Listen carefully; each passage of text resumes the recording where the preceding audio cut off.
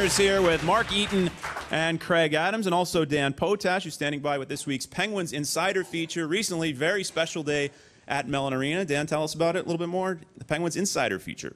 All right, Steve, thank you very much. You know, in late December, Sergeant Justin Lubosh received the ultimate scare while fighting for his country in Afghanistan. Well, about a month later, he was back home in Munhall recovering, and the Penguins decided to give him a hero's welcome when the Penguins took on the Senators on January the 28th at Mellon Arena.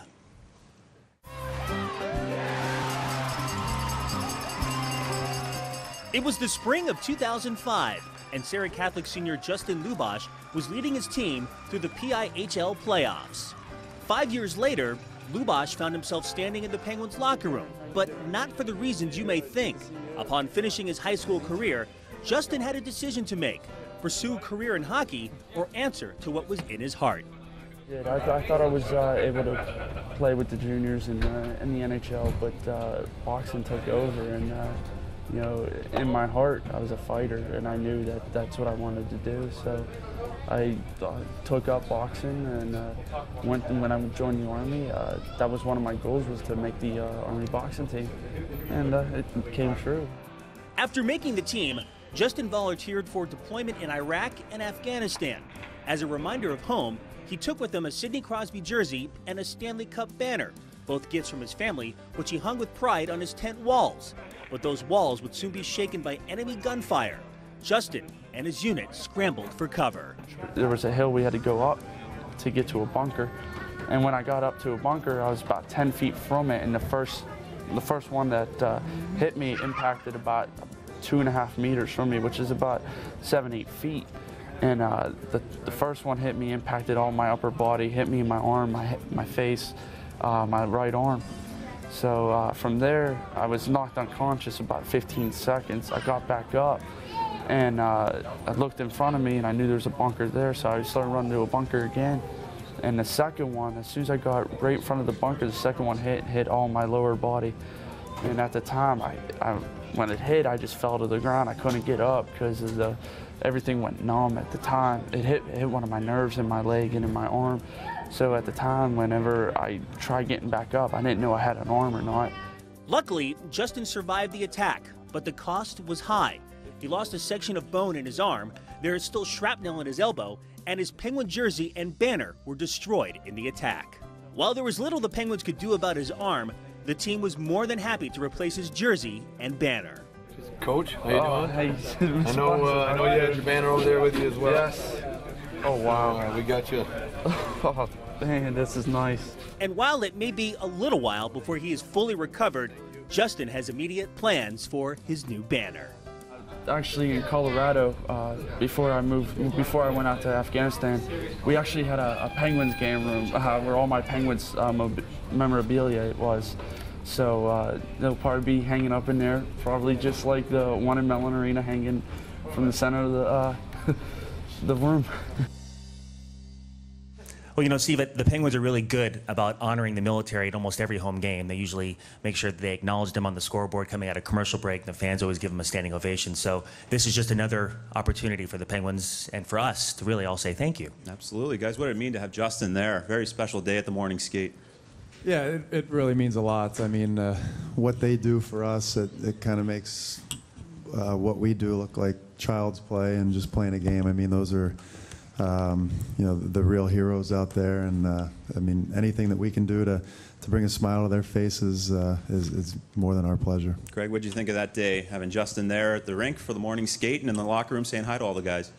I thought it was great, and you know, just to sort of echo what Mark said, you know, we have so much respect for those guys, and you know, almost when you do something like that, you sort of think about, well, you know, it's such a drop in the bucket just to try and help out one guy, but there's so many thousands of you know, people serving on our behalf over in Iraq and Afghanistan, around the world. So something you wish you could do more of, for sure. Oh, on previous episodes of the show, we've had some of the younger guys, the single guys on this show, but here we've got two dads. So I wanted to talk with you guys about life as a father and as a hockey player and that balancing act that goes on. How difficult is it, Mark?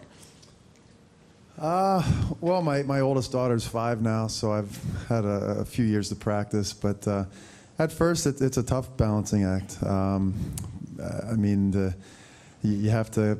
The kids definitely make you put things in perspective, and you know, hockey and your career kind of comes second to family. That's the way it always should be, and they make life so enjoyable, and you know, it helps when, you know, whether you play a good game or a bad game, you know, you always come out and you see the smile on their faces, and you know, they don't care whether you played well or not. You're always their hero, and it's such a great feeling. It's indescribable.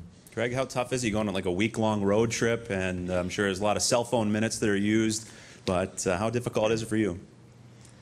Well, probably less cell phone minutes used now, actually, because when I call my wife, you know, she's too busy to talk. So it's, you know, quick recap of the day's events, and that's pretty much it. So, but it's the toughest part is being away, and then, you know, you come home and maybe come home late, and, you know, there's part of you that, you know, wants to sleep, but then obviously you haven't seen your kids, so then, you know, then you're up early, and it's a lot of fun. You know, and my daughter being so young, even when we were away for 9-10 days, you know, I noticed the difference in her when I got back. So it definitely, it's a lot of fun, and it goes by really quickly. We see your son buzzing around the rink a lot. Is he going to be a hockey player? He looks like he's already off to a good start. I don't know. He likes hockey, he likes baseball a lot too, and he loves being in the dressing room around the guys. So we'll see. He's been on skates once, so maybe a little too early to tell yet. Mark, how about your daughters? They get on the ice? They have been. My oldest has taken a couple of years of figure skating lessons. My wife figure skated for a while, so you know, who knows if it's genetic or not. But they and we've had our she's almost 2. Our youngest has been on the ice a couple times as well. She fears it a little more. She cries as soon as she hits the ice, so little tougher for her. I do the same thing. It's okay.